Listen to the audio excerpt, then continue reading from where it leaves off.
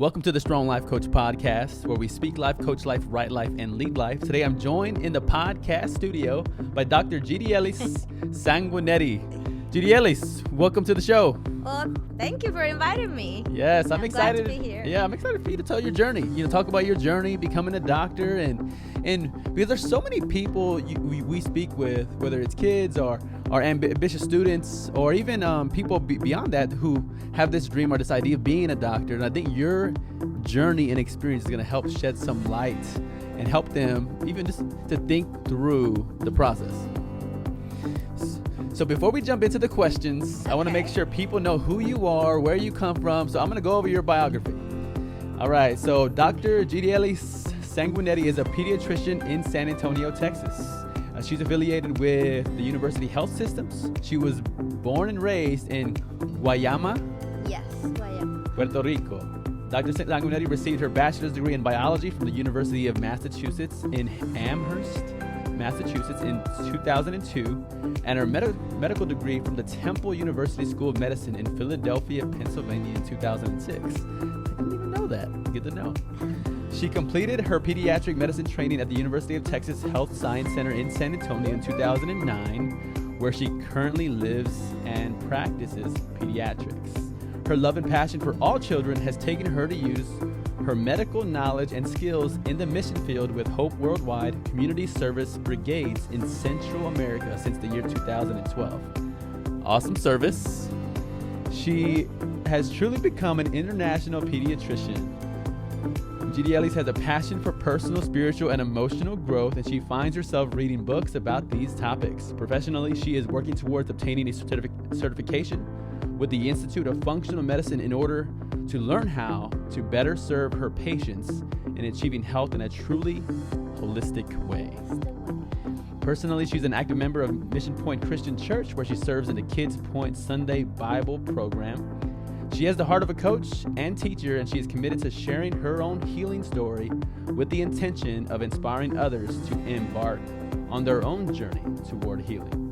In her spare time, she enjoys self-care activities like sleeping, getting massages, doing yoga at the Pearl, or taking walks in the park with her four-legged companion, Sunny Day. She also loves to travel, read, dance, and go to the beach. Again, quite the biography. Welcome to the show. We are lucky and fortunate to be able to have you. I am glad, and it's my pleasure to be here. Yes. All right, so tell me about about the journey. So when did you first know you wanted to be a doctor? That was very early on. I had a grandmother who had diabetes, and I found myself going to the doctors a lot with her because my mom was her designated driver. And we find, after school hours, we find ourselves, me and my younger brother at the time, at doctor's offices, 2-3 hour wait times. Believe it. Wow. But I didn't mind that, or maybe my mom can share a different story. Sure. But I didn't mind that because I love somehow going to see the interaction of the doctor with my grandmother. And even on the other side, my own pediatrician had an impact on me because he was fun. It wasn't a threat to go. I wasn't afraid of it. I like even the smell of, I don't know if it was the alcohol or the hospital smells to me. Sure. It all sounded like science. I love the body. I love learning about anatomy, science, interacting with people, hearing them, listening, and just trying to figure out what was wrong or how could you help. I think that attracted me very much. So what's fascinating is the way you describe what drew you to the profession is what I think you embody, right? Like when it comes to somebody being non-threatening, somebody being down to earth, somebody who connects well and makes the experience, makes it an uplifting experience, right? Yes. That's who I know you to be as your friend. And I think it's fascinating to see that's what drew you to the profession, along with the experience of really wanting to make a positive difference to help people in their journey. I love it. Now, tell me, do you have any doubts in the journey of becoming a doctor? Well, I can tell you that, yes.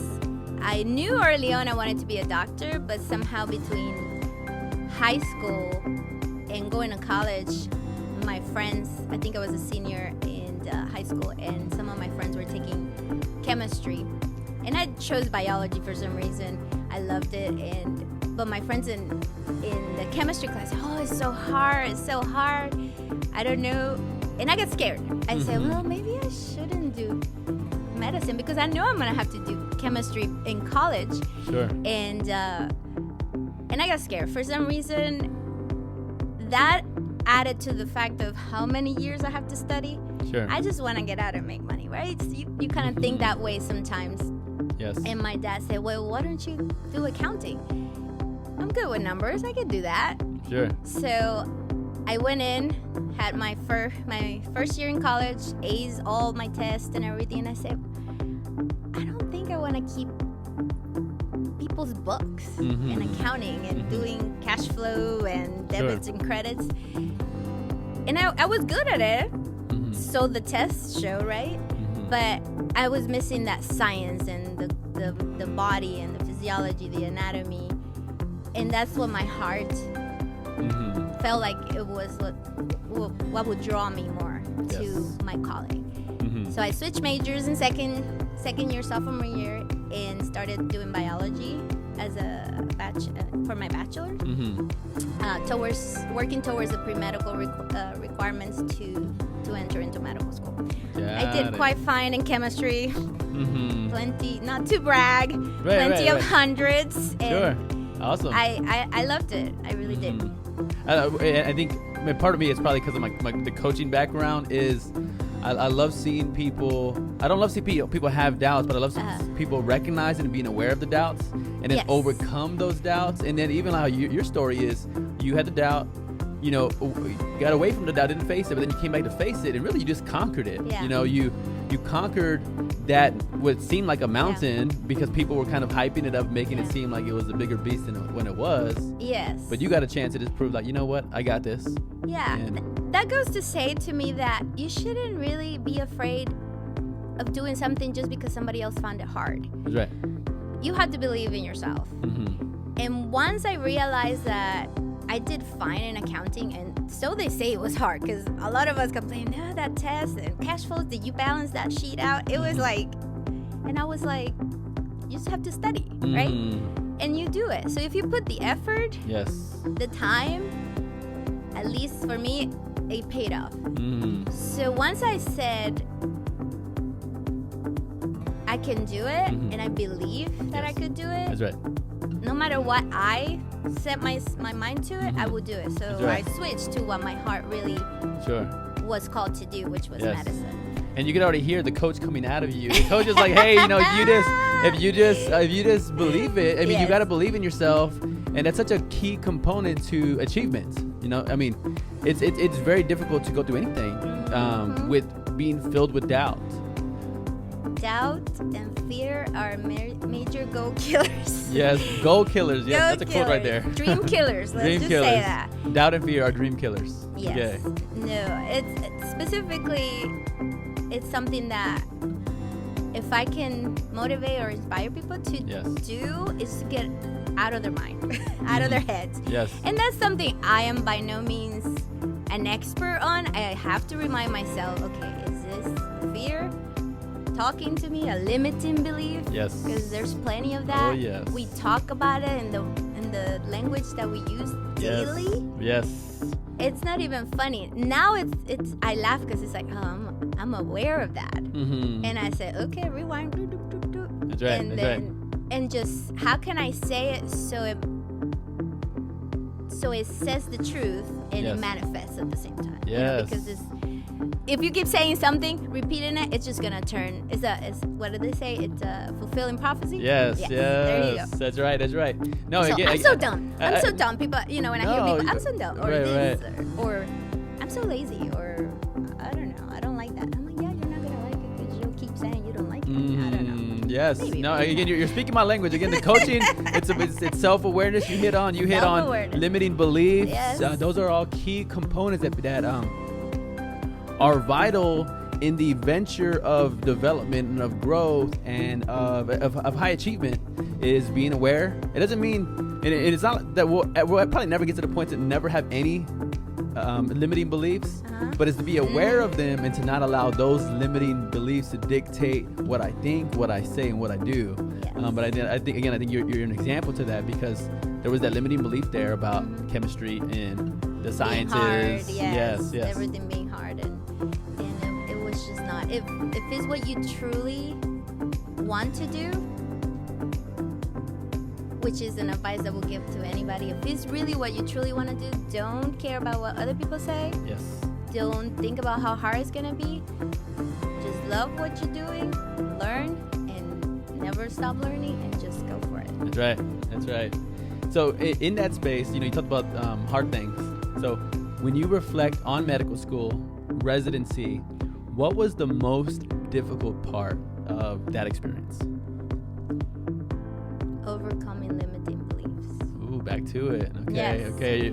Are you gonna break that down a little bit? I can break it down. I could give you an example. Yes. So, in my going from my second year to my third year in residency, pediatric residency, I would struggle in this particular rotation, the neonatal ICU. It's intensive, seeing little tiny micro babies and having to learn to manage every little fluid, every little medicine that you give them. Anything could just be dangerous to the baby, right? Sure, so it's an intimidating setting out of all the rotations I did. So a lot of my insecurities and anxiety, I had like performance anxiety, I guess, trying to compare myself with this person who looks so confident and all this or knows a lot. Sure. So I think it got to me, and a few, maybe, I would say a few, not everybody, attendings were not so sure I was ready or that I was cut for it, right? Gotcha. And one particular attending sat down with me, and she asked me, this is third year resident, I'm almost done, right? One more year. And she said, have you considered doing something else? Ooh. I got so angry. Sure, I bet. I mean, inside, I'm like, what is she asking me? It's like she's asking me to abort at 8 months old. I mean, not 8 months old, but 8 months pregnancy, right? Sure. Wow.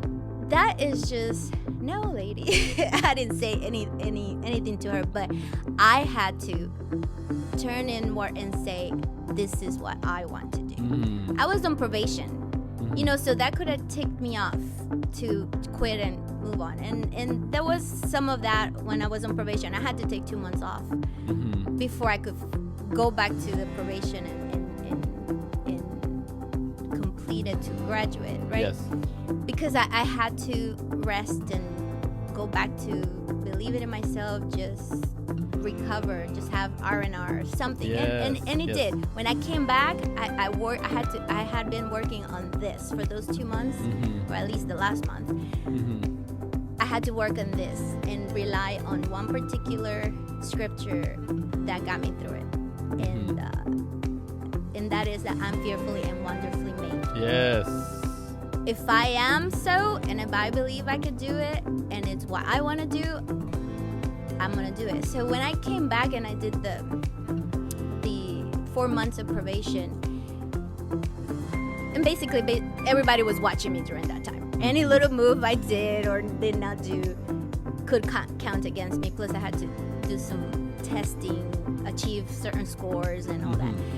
But a few of my attendings were saying, this is the GD that we wanted to see. Wow. Because I was taking over and I was taking lead, and so many people believe in me, but I had to believe in myself and not let that one particular attending, which I did hear that she's rough on it, a lot of people. But Sure. But if you let those people that are rough or that maybe don't know you well and what you're capable of doing, if you let them get to you, you will quit. You can quit. You have to believe in yourself. Yes. You're the only person. That's right. The principle that came to me as you were telling the story was sometimes the key to success for this outward victory is this inward success. The key to the external success is the internal success, and that internal success dictated the success you had on the outward, because you're talking about that performance anxiety, which again, I hear this concept over and over again for these higher profile professions when it's we're very anxious, right? Because we're very perfectionists. We want to be perfectionists, and that's not a good side.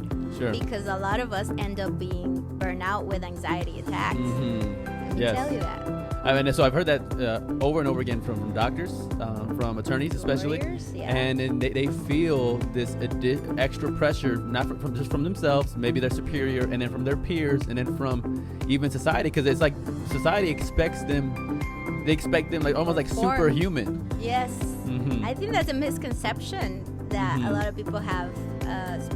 For me as a doctor, I had to take some time off recently, and some people were asked when I came back. It's like, they were asking me, "Are you okay?" And I said, "Yeah, I had to take some time off. I was my health started suffering." I was like, "Really?" I feel like some people don't believe that we get sick too. Sure, right. I've heard that before. We are humans, that we have low moments, and even depression or anxiety. I share it with my patients. I've been diagnosed with attention deficit and hyperactivity disorder, and as a pediatrician, I mean, I treat a lot of that. And when I share the kids that I have been diagnosed with that, then I took medicines for it for a while. I think it changes the dynamic, because it makes them see me as somebody that can relate, and I can connect with them, and I can encourage them to work hard. Right. You know, that this is, if she has it and she became a doctor, I could be whatever I want to. That's what I want my children, and by my children, I don't have children, right? My biological, but I have so many patients that I want them to believe that if they want something, to go after it, and not let the limiting beliefs or a diagnosis to stop them. Because many times we rely on the diagnosis.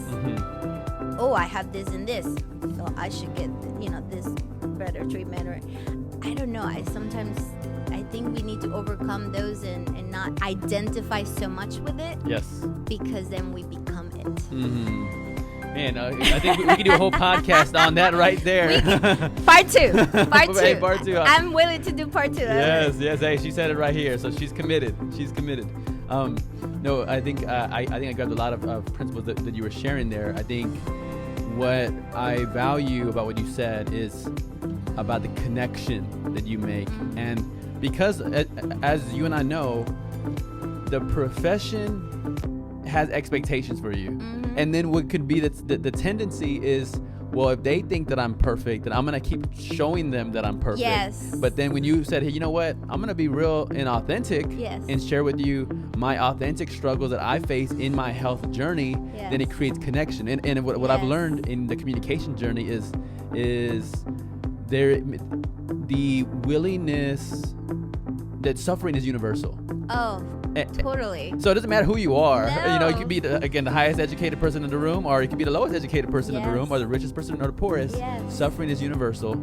And now it's my choice if I happen to choose to share with you what some of the things I'm wrestling with and suffering. But you, in your journey, have said, you know what? I want to connect with the people who are coming for me to serve as their pediatrician, as their doctor, and I'm going to share some of my suffering with them to have the connection. Yes. I totally agree, and I would recommend anyone to read or search the work of Brené Brown on vulnerability. Yes. Because that's what really makes us human, being vulnerable about our struggles and our suffering, because like you said, suffering is universal, but it doesn't have to be a bad thing. If we share it and we learn and we see it, we have to find meaning in that suffering. That's another book. Yes. Oh gosh, I just read it last year. That Men's Search for Meaning by Viktor Frankl. All right.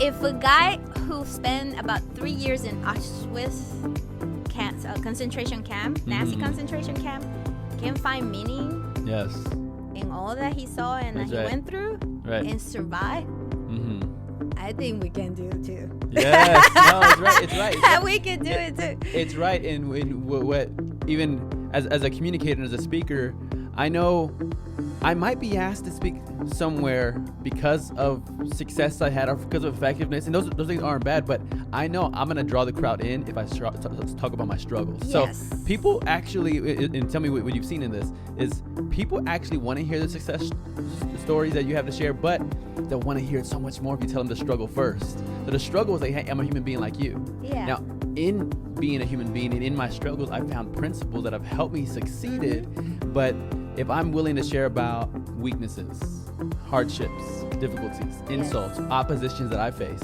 then all of a sudden I'm connected, and now I actually have the ability to connect and then lift you with the success principles I'm about to give you. Yes. But yeah, again, I think that's great. Finding meaning in the struggle. I'm gonna say mess. Put an M on there. Meaning in the mess. Meaning in the mess. Finding meaning in the mess. In the mess of life. Yes. It's beautiful. It is.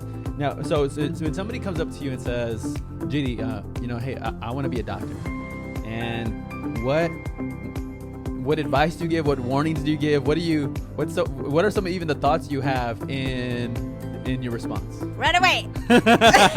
No. Don't do it. No, don't do it. No, I really, well, one thing with any high-end profession, sometimes we think, or we can go, I'm gonna make money, right? Because that's another thing. A lot of people think that doctors make a lot of money. Yeah, some doctors do more than others. They're not all paid the same, and a pediatrician is sort of at the low end of the Didn't know bracket. that. Gotcha. I think it is, but it's still good money. I mean, I'm not complaining. We're middle class there, but more blessed than a lot of people. Sure. So, but if you're doing it because of the money, you're just gonna not survive.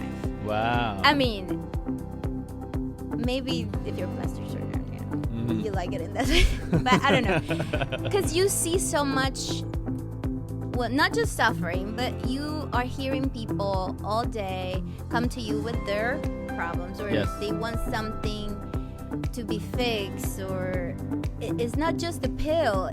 You have to listen. You have to know that as a doctor, people look up to you for advice on how to get better, how to heal. And what I've discovered in the last 10 years after I got out of residency, that we become, or the medicine field has become a pill for an ill kind of model, and I didn't like that. I wasn't. Tell us about that. What do you mean pill for an ill? So people who don't know what that means, tell us what that is. Pill for an ill. Okay, you come in. If you come in, for example, stomach acid reflux. Yeah, I've been experiencing this after you eat. Yes, some of the good doctors will try to ask a lot of questions, but I'm not gonna say what I'm gonna say. But in the models that we have right now, a lot of doctors are seeing patients in less than 20 minutes because they have so many patients to see because of reimbursement. There's a whole other issue. And there are great doctors out there, don't get me wrong, but if you want to really get to the bottom of something, if a person, like I had a kid, let me tell you an example. I had a kid, teenager, came in with nausea. If I'm just I gotta end in 10 minutes or 20 minutes. Okay, you have nausea. Okay, here's where you're having symptoms of fever. I try to find out that it's not an infection first, and if it's not, then, or if it is, I can treat that or tell you, go home, rest, take some fluids, and it'll go away. But I had to sit down and find out, because it was episodic. What's going on that you're having nausea and maybe some symptoms of reflux, if I remember correctly. I could have gotten her some Pepsid or Nexium, the purple pill, right? No, I don't have no subscriptions to that. Or, okay, no, I got you. I don't really know what it means. No, but I had to listen. She was anxious. She was anxious from something.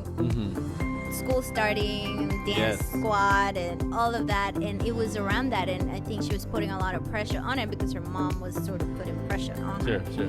But it took me 40 minutes to get to that. So here I am having 2 or 3 patients after her, and then the other patients are maybe mad because I'm making them wait. Oh, man. But I'm trying to not prescribe a pill for a nail when all she needed was relaxation technique, which I got to do. Yes. Breathe in, breathe out, feel yourself and relax. I mean, it is not a pill what she needed. It was listening. Yes. And maybe show her how to relax. See, I want everybody to listen to what she said about listening, because she just said, so she's a doctor. Yirielis is a doctor, but she said one of the most powerful things she did is a relaxation technique that anybody can do. Yeah. Right, and there's power in that. There's power in the beauty of listening and connecting. And I appreciate. I think, again, when on the patient side, nobody likes waiting, right? I don't think anybody likes with anything, food, movies, doctors. But knowing that there's somebody there who's looking out for the best interest of the person, it means a lot. Yes. So I'm sorry, I might have derailed your the conversation, because we were talking about the advice you give. So we said we said if it's about the money, you're probably not going to survive. Oh, yes. And then you said 2, you were talking about the industry and about the pill for an ill. So I asked you to break that down, and then so I'm trying to bring this back. Oh my gosh! Now how do I get right. But so I guess back to the advice. Any advice you would offer to? Well, it is in that realm. Don't make it about the money. Yes. Just make it about connecting with people, helping people. If that's your passion, then go for it. If it's not your passion, you just want to make money, don't do that, because that does a disservice to the people you're going to be treating. And I think it may perpetuate the illness, because we're not listening. We're not taking care of the whole patient holistically. Oof. Yes. And we're going to be going into a disease model of basically chronic disease. This is a big deal. Chronic disease, and it's just a huge expense for the medical community or the medical field. And people are not getting better just with pills. Yes. Let's just say that. I like it. So I know Simon Sinek says, find your why. And I say, magnify a motivation that matters. Like, why are you doing this? And that's what I'm hearing from you is, if people want to be a doctor, well, why do you want to be a doctor? Just because of the money? Like, that's not going to last. There's a lot of things you can do for money that doesn't involve helping people. But this is one of those professions that helping people what I'm hearing from you is, it has to be the core of who you are and what you want to be about. Because any other motivation is really not going to help you. Well, and Simon Sinek does say that once you're doing what your why, taking action, the money's a side effect, right? The money comes as the coaches keeps flowing out of you. I know. Simon Sinek. And who else are we gonna bring in? Hey, I know. But to finish a little bit of that on the advice that I would give to somebody else, don't do it for the money. Yes. Be a good listener. Be a coach. Don't just do the paternalistic thing, take this and do this and do no, be a coach. Try to find out how they can bring healing to themselves, because for everybody it's different, right? So for some people, they might need a pill because they believe in the medicine, but some people don't believe in medicine, and you prescribe them. So many people I have met that the doctor prescribed me this pill, but I don't know what it's supposed to do, and I didn't want to take it, or I took it one day and made me feel like weird and I didn't take it. Yes. And no advice was given, right? So be a coach or a teacher, educate people about it. Another thing that I could say, be a role model, be an example. Take care of yourself. Ooh, yes. If you cannot take care of yourself, sleep your 8 hours or whatever you tell your patients to do, right? Do not drink too much, do not smoke. Eat healthy. I have seen, not to put my colleagues out there, but I have seen some of the doctors I have worked with in life. And don't get me wrong, in medical school, I rush and everything, but I wish I knew more about how the effects it could have on your health, which we all know in general, but not in detail. I think we're not so aware of really the repercussions of it over time. Eating healthy. And in medical school, I did not get many hours of nutritional education, and that's one thing that's very low right now. I think naturopathic doctors get a lot more, and chiropractors. So I think they're more knowledgeable on that, but I think we don't have that much education. We rely on the nutritionist around the hospital, or if your clinic is lucky to have a nutritionist, right? Right. But when we tell our patients to eat healthy, are we eating healthy? No, right? So come Christmas, we're eating all the bad stuff. San Antonio, the tamales. Well, at my clinic, right? We're making a party. We're telling all the people to like eat healthy. We see all people with diabetes, and then we're just, I don't even know what they bring. I don't. Right. No, I got you. Pies and pies and pies, but Yes. just be a role model for the people that you're trying to help as well. So, Wow. I think those are great tips. So if I grab those right, it's don't do it because of the money. don't do it because of the money. Then it's coaching. So Be a coach. learn how to like help people. Believe in them. Yeah, and asking the questions, like to learn that. I guess that's the soft skill, right? To learn the soft skill needed in the profession, and to take care of you. And I think those 3 takeaways are huge. Well, what are you? You're a coach, right? That's right. So what does that mean to you for your clients? Right. So my style it is non-directive in that I'm asking questions for them, and often they're high performers already. Yeah. And so I'm taking high performers to get to that next level of performance. But it is asking those questions that help them come into the awareness of those limiting beliefs or of what they're trying to get to. Yeah. And sometimes they'll like, well, I want to extend. I have a client who's I'm her business coach for her law practice. And what does she want to do? She wants to expand. She wants to grow. Yeah. She wants to have more clients. All right, let's look at your existing clientele. So we're gonna take a diagnostic of your existing clients, see where they're coming from. Yeah. And we found out 50% were coming from one great relationship with another attorney. All right, so 50% of your clients are coming from one great relationship with another attorney. So for the coach, I'm saying, well, what are you seeing? Like, we can focus your efforts anywhere. But what if we just found you a few more great relationships with other attorneys who have too many clients, who are going to be feeding you for the rest, the next 10, 20 years. So anyway, but it's the soft skill of asking the questions. Right. But that's all it is. And then getting into the goals of, all right, so when are you going to begin connecting with a new attorney? Yeah. How are you going to maintain that existing relationship with the other attorney? But it's just a soft skill of asking questions. I think the coach, it's all about finding out the strengths of the person, right? Yes. And helping them strengthen them more. That's right. And there's some weaknesses that you could work on, but you would rather spend your time in strengthening the weaknesses and accepting the weaknesses, and maybe figuring out how you can those how if you can how you can balance those out, or how you can have somebody else help you with your weaknesses. Exactly right. But for the patient, you have to diagnose. Okay, once you have a diagnosis, I don't know, gastroesophageal reflux or reflux disease, whatever. But what is bringing all that? The root cause. We don't try to dig into the root cause. Oh, stress. Yeah, but what is stressing you out? And then, but it takes skill to listen and to spend time, and we don't have that necessarily in 20 minutes. So, but if I do bring that out, it's like, okay, what do you want to get better? Another question you have to ask the patient is, what's your meaning? Do you have a meaning in life? Do you have a meaning to get better? Because once you find a meaning to get better, you will do whatever it takes, right? Many people, I think, find it at the time they have cancer, because I think it's a little more, scary. Sure. And they want to live.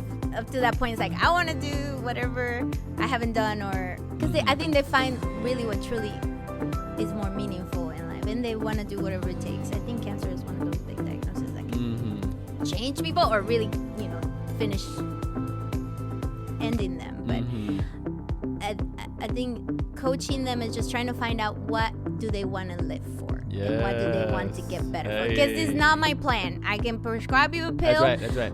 But are you going to take it? Because if you're not going to take it, maybe it's just because it's not important to you. That's not what's going to heal you then.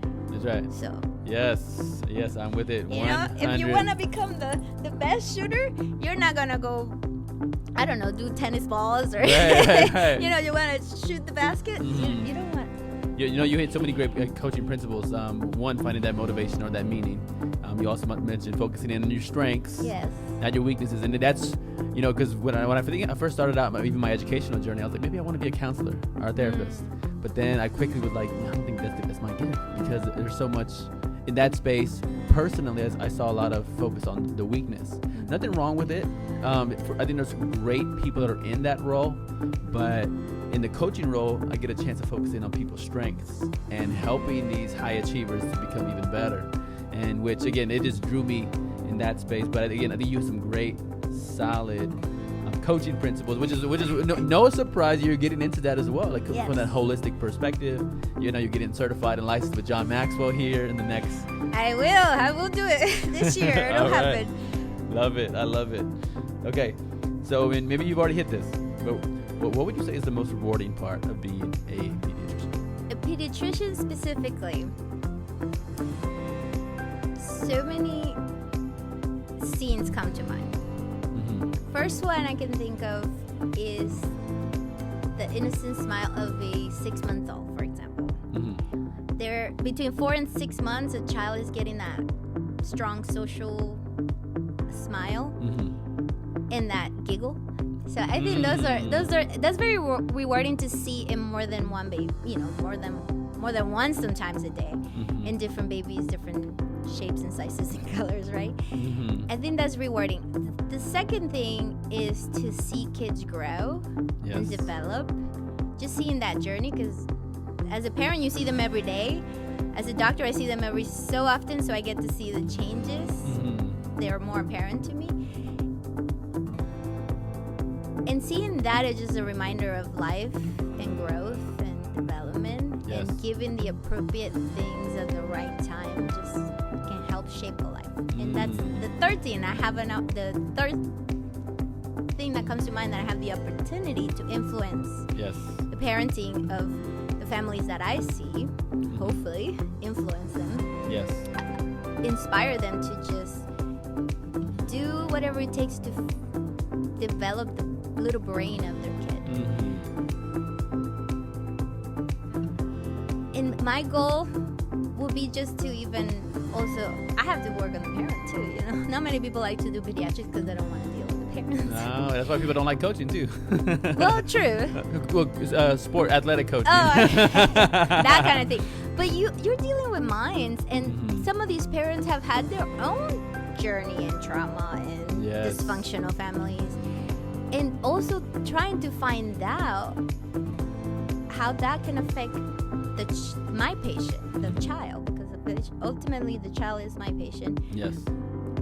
And I'm trying to help them, but in order to help them, I had to figure out the parent a little bit as well. And that's another topic in there. But the opportunity that I have to influence, it's rewarding in and of itself. Yes. And even more rewarding is when I do get the families saying, "We miss you. Where were you?" They're asking like I said, I took some time off, and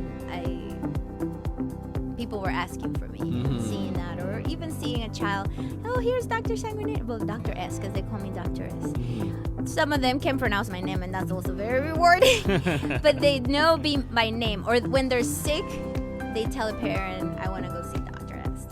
So that hearing that from the parents when they tell me is rewarding. Yes.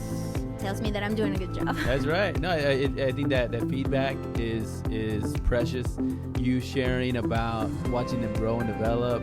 Again, maybe I have my coaching lenses on, but I'm just hearing a bunch of coaching phrases come from you. So again, it makes perfect sense that you're a doctor, and perfect sense that you're pursuing coaching and doing that space, because I think as coaches we love development. We love people we love progression. We love growth.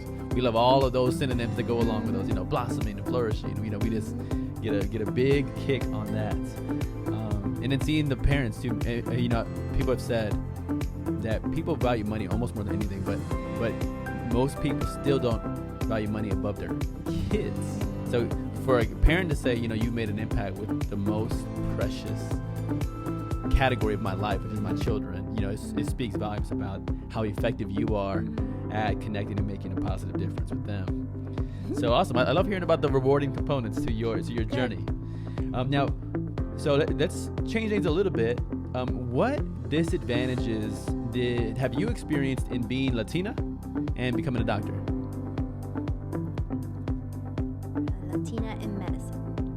women in medicine, Mm-hmm. plus Latina. Yes. I don't think I see many disadvantages. Mm-hmm. I particularly see more how advantageous it was in my case. Sure. I think. And tell us about that. Okay. In college, there is certain programs that as a pre-med student you can participate on. You know, summer research internships. But on top of it, they have a lot of those in grants and scholarship for people of minority, right? People of color or belonging to any minority. And Latinos, Hispanics, we are a minority, even though I think we take over the half of the United States. But in representing in professional careers, for example, in medicine or law school, I think there were a lot of programs, and I took advantage of anything that I could get my hand off: scholarships, summer programs, research. And that exposed me, taught me, sharpened skills. It deepened the calling and deepened the desire of doing medicine, which is what I wanted. And it helped me.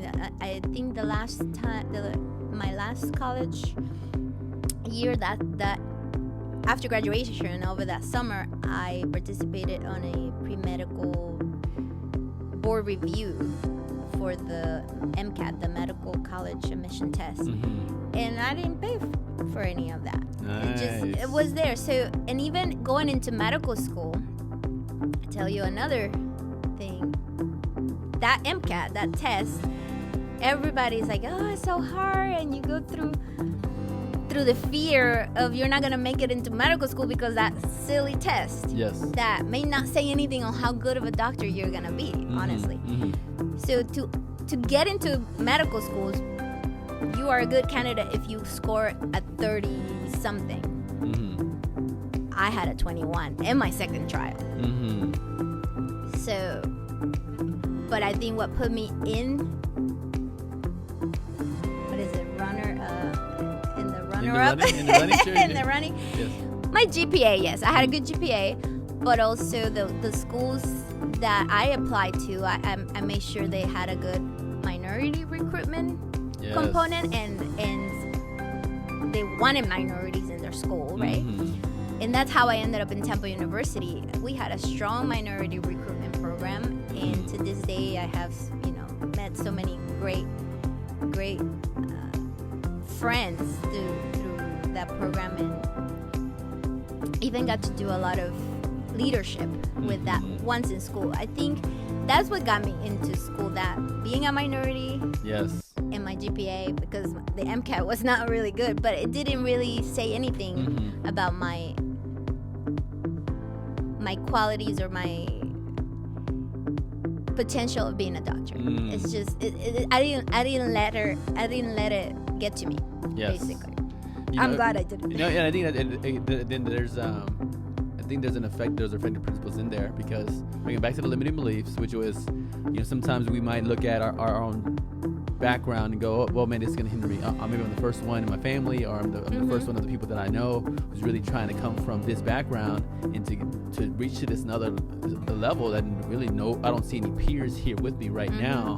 But then really, is it going to be harder? Will it be harder for me to go through this journey of medical school, becoming a doctor? But you're saying it wasn't just hard. You said I had more advantages and opportunities and options because people were targeting minorities. So it gave you all the more advantages to be from where you're from. Take the hand, grab it, and pull, and take advantage of it, and be proud of your culture. I'm very proud. I would not negate that I'm Latina. It's brought me many advantages. And once in school, who wanted the Spanish-speaking medical student to go do the interview to the patient? It was me. The labor and delivery, I was the number one cheerleader for boo-ha, boo-ha, like push. It was just funny. It was funny. And I was many times not just a medical student, but a messenger of some sort. But it gave me exposure That's to interact more with patients, and I got a lot of people calm down because I could explain better what the doctor was saying instead of using a translator over the phone. Yes. So I saw it as an advantage. I had a few attendings here and there make fun of my accent, but I got over that. Yes. I love hearing about that. They're not disadvantages, they're advantages, and you've seen them that way, and maximizing those has really paid off for you. And you mentioned one of these earlier, this next question about misconceptions. So what misconceptions do people have about doctors? You mentioned... we don't get sick. We don't get sick? Or that we don't get, like, cancer or something. I don't know. You mentioned money earlier. That we make a lot of money, or that we're rich, like we're millionaires. And potentially we could if we use better our money, and instead of going crazy and buying more stuff and paying for trips and cars and living the luxurious life. Just we make good money, but we're not millionaires. At least not yet. I got you. Not yet. No, I talk about this idea often because I believe in bringing people around me that are bigger, better, and that are smarter and faster. Because I know when I'm around them, it makes me bigger, it makes me better, it makes me smarter, it makes me faster as I get around people who are ahead. And I make that point because I bring millionaires around me, because I'm not a millionaire. But if you gave me a choice of being one versus not being one, I would choose being one every single time. Sure, why not? And it's helped me too with the misconceptions, because I've learned along the way that some of the misconceptions people even have about millionaires, it's like, some of them are the most generous people, the most sacrificial, serving people that I know.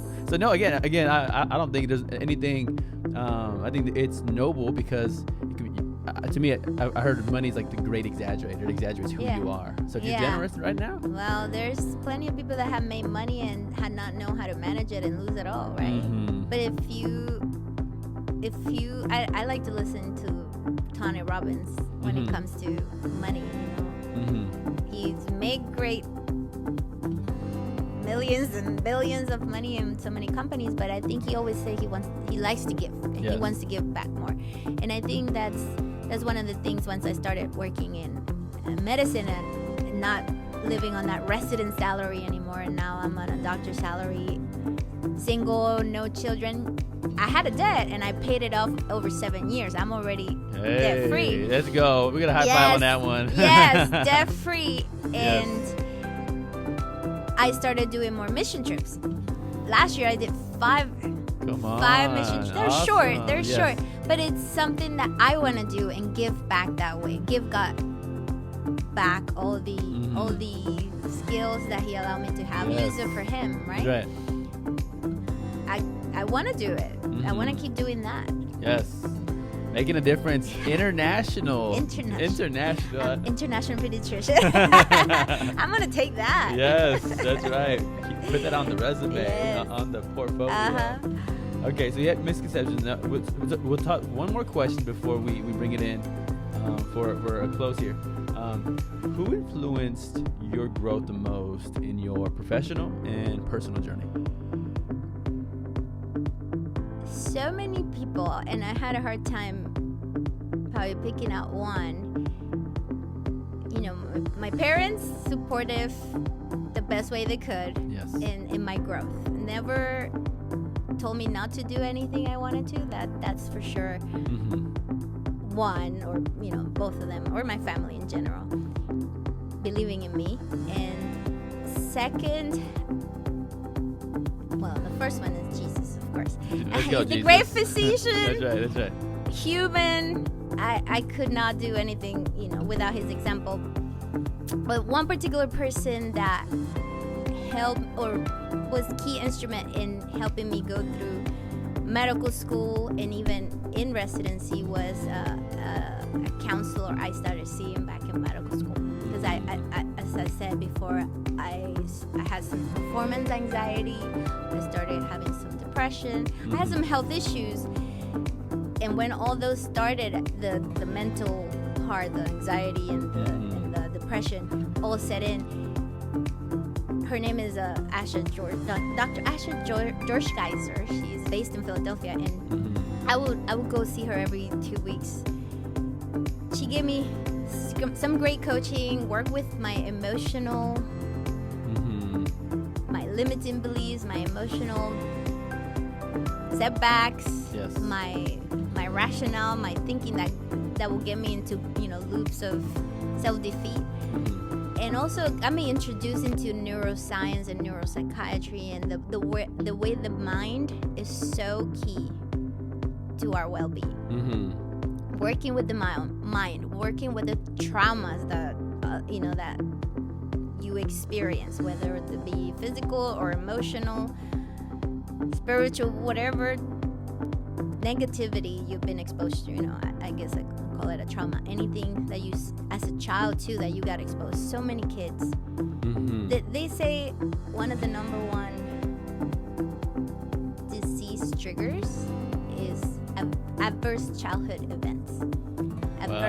There's a study actually that significantly say that adverse childhood events, and by that I mean physical or emotional abuse or traumas like being exposed to violence and wars or things like that, have an impact on your well-being as an adult. Yes. In asthma, diabetes, depression, and it doesn't have to be just depression and anxiety. Asthma, diabetes, because all of that trauma, your nervous system takes it and it stores it. If you don't process it well, it's gonna come. Your body's trying to scream, trying to come out somehow. So it comes in something. So that it's been very. She was the one that I think opened that mind and that door for me. I think it would eventually would have happened, but I think it was with her. As I started reading some of the books she would recommend, I got into a journey of searching and finding this doctor and hearing this doctor and their experiences with patients, and it's just brought me to the whole mind, body, spiritual healing portion. That is so important. Yes. So important. It's not just a pill. That's right. No, that's right. And what I'm hearing from you is there is such significance in considering the people who've influenced you. I hear you describe your parents, of course, Jesus. You describe this counselor, a coach. She was a coach. Really, this really guiding you and being a game changer. She was a game changer, right? She made a massive difference in your life, which I love hearing those stories. I think I always get motivated in that space. The very last question I want to ask you is your favorite time together with your mom and your dad. My mom and my dad. Yes. Well, I come always to the memory of the one vacation that we took together in Disney World. Yes. It's Disney World, and we were all excited. So, and I remember, both of my parents being there together as a family, and having the first roller coaster ride with my dad. I think I don't know if he remembers that. I do, but he was there, and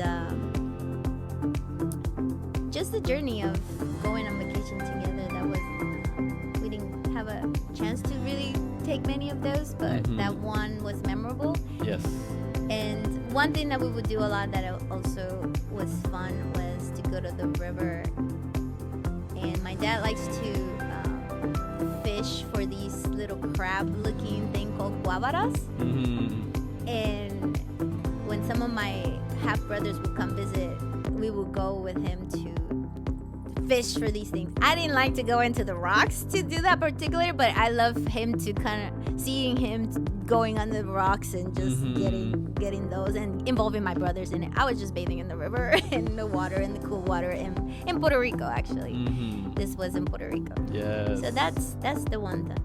The vacation and going to the river with my family. I love it. Thank you for sharing. And let me say thank you once again for being on the show. And I will say this, that you have an open invite. Whenever you want to come back, you just let me know, and we can get into coaching. We talk about your journey. Talk about, it's a bunch of we had to talk about and expound upon on little things we kind of touched on today. I'll be happy to. Yeah, so for people tuning in, I want to let you know that you're listening to the Strong Life Coach podcast. I'm here with Dr. Yirielis Sanguinetti.